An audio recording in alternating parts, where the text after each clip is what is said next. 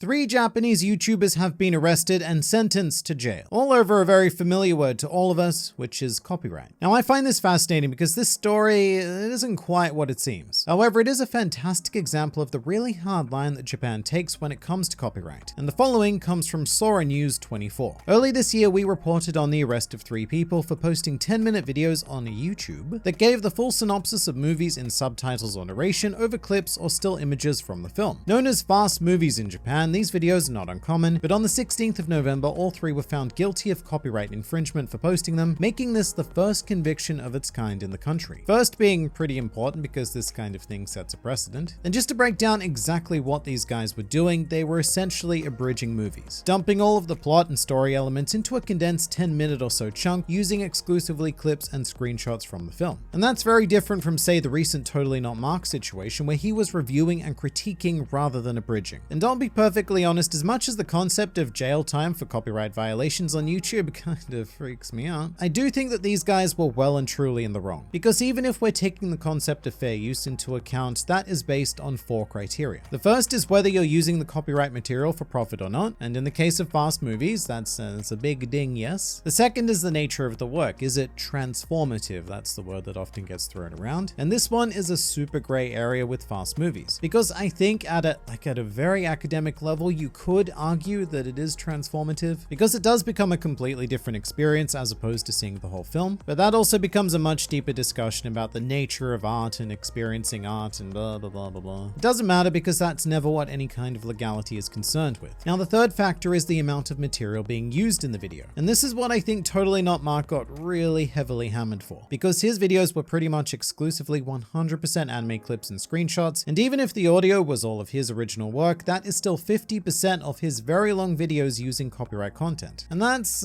probably a bit iffy, as well as one of the many reasons why I'm trying to include more of myself in One Piece videos and stock footage, commissioned artwork, photoshopping, etc, etc. In fact, ideally, I'd like to reach a point in the future where I'm not using any copyright material at all, but at the same time, that is just so incredibly difficult, especially when your niche is review and critique. I mean, just imagine if you're in an art class and your lecturer is telling you about the Mona Lisa and everything that makes it a great painting, which I don't think it is. So we'll save my critique on the Mona Lisa for another time. Your lecturer talks about the strokes, the gaze, the balance, all of the art stuff, but all of that is completely useless because you cannot actually see what they're talking about, and thus the point it goes up here somewhere instead of down here where it should be. But back to relevant things, the crux of this factor is that in theory, you should only be using as much material as you need to make your point. Now, in the case of fast movies, you could argue that 100% of their video is copyrighted material because it's all movie clips, screenshots, and them just saying the plot of the film. I mean, I suppose it's not 100% because they do choose the words to use, but it would be pretty shockingly close. And the final factor, and this is the big one for fast movies, is whether or not they impact the market of the original product. And for them, that is a big fat yes, because fast movies are essentially replacements of the longer films. For example, you can watch a 10-minute fast movie and not need to go out and spend money on the original work because you know all the major beats, you know all the stuff that happens, and then why bother seeing the movie? Unless it's something really special, which in most cases it will not be. So to recap, the fast movies use almost 100% of the owner's content. They're not transformative. They can replace the original in the marketplace. And of course, it was all run for profit because they were getting ad revenue off YouTube. And we're talking quite a bit of money as well. Some of these videos were going between 1 to 3 million views. There was even a screenshot of one I saw with close to 6 million. But as soon as you hit that million number, you are making absolutely crazy money. With that said, I've also seen screenshots of some of the videos bombing and not even reaching 100,000 views, so there is a bit of fluctuation. Whatever the case, I have very little doubt that even in a US system of fair use, fast movies would fail under all 4 of the applicable criteria. So it's probably no surprise that Japan seriously pounced on them because they don't even have that framework. And not just that, but they were brought down by a particular man by the name of Hiroyuki Nakajima, a name you may or may not know, but he was also heavily involved in the takedown of Mangamura, a truly gigantic mega manga piracy host website. So this guy is like a copyright media celebrity. But this does bring us back to the very gray area of the fast movies blatant style of recap versus, say, the more nuanced review style of Totally Not Mark, who got completely slaughtered by Toei anyway. And the more I think about it, the more there's a lot of very valuable lessons for all of us in that. Because from Toei's perspective, what Mark was doing may not have looked all that different from fast movies, especially because, well, let's be real, they didn't actually watch any of the videos. At most, they would have skimmed through them, seen that they were nothing but clips and screenshots, and potentially just assumed that it was a big big ol' recap, especially since Mark's style is that of a linear reviewer. He takes on gigantic stories one arc at a time in sequential order. And when those videos are like 40 minutes long, that might look pretty bad to a rights holder like Toei, who sees an entire library of what looks to be all of Dragon Ball or all of One Piece just sitting there waiting to be watched for free.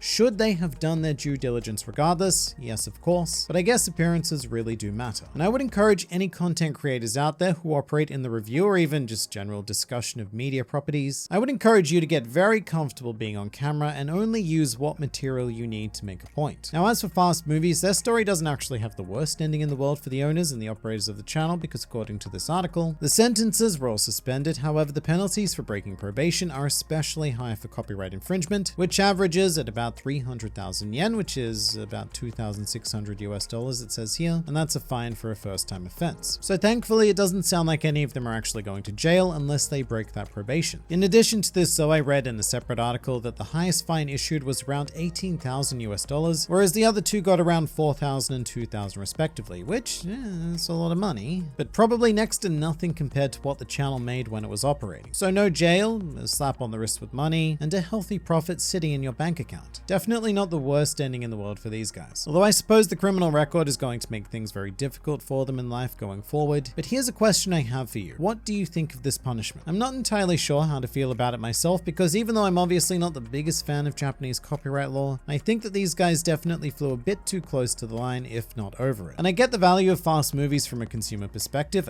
I would personally love something like that. For example, every time a new Marvel movie comes out, it would be great to catch up on all of the ones that I, quite frankly, didn't bother to see, just so that I can understand how the meta story has developed. Because it would be much more appealing to sit through 5 movies in 50 minutes, rather than trying to carve out, 10 to 12 hours of time somewhere that doesn't exist. However, then I would be much less inclined to buy or stream the actual films, thus leading to profit damage. And I suppose the big question is, would I have paid to see those movies anyway without fast movies? And the answer for me is probably not. However, with a channel like Fast Movies active, that answer becomes definitely not. And I suppose that's the distinction. Without a channel like this, there is still a chance that I would part with my money. And to take Marvel out of the equation entirely, there are just so many mid-movies out there that I feel like I might get some enjoyment out of at least knowing that they exist, but that I will never dedicate 2+ hours of my life to watching. So it's kind of a shame because I think the product itself is quite consumer friendly, especially in a time when we are so bombarded by media that even if you're in lockdown, it is impossible to watch all of it. So maybe it's something that studios should consider. Making fast movies of their own properties and taking the ad revenue. I don't know. In a world where people are watching series on 2x speed and still somehow enjoying them, if you're one of them, you're sick. But the demand for faster and faster media experiences just keeps growing more and more. But I don't think anyone should ever go to jail over something like this. You would have to cause some sort of irrevocable damage and practically the collapse of the company for that kind of punishment to be warranted, in my dude in a room opinion. So even though I'm pretty iffy on what fast movies were doing, I'm glad that all 3 of them weren't punished too severely. According to the article, though, the Japanese Court of Public Opinion feels quite differently, as a good selection of comments in response to the arrest and the jail sentence were good, and please crack down even more. So,